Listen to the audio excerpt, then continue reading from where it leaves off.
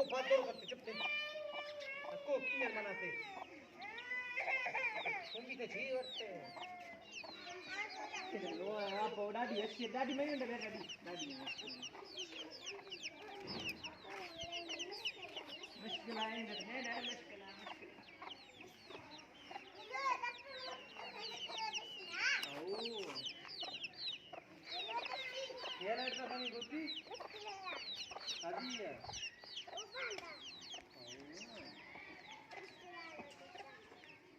सही चल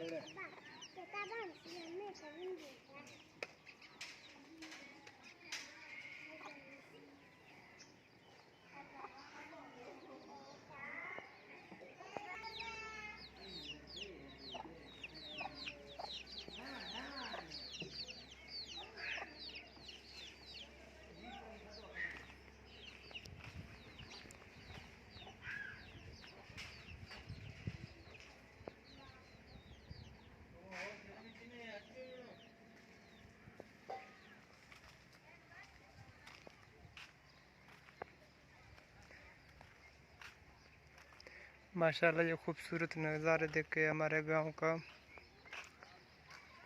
क्योंकि ये जो साल गुज़रा है अल्हम्दुलिल्लाह इस साल में काफ़ी अच्छी सारी बारिशें हुई है मानसून के।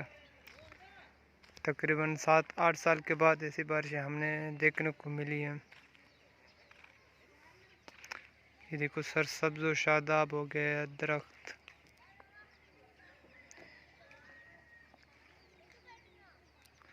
और अभी भी बादलों का राज है, लगातार 3 दिन से बारिशें हो रही हैं हमारे गांव में।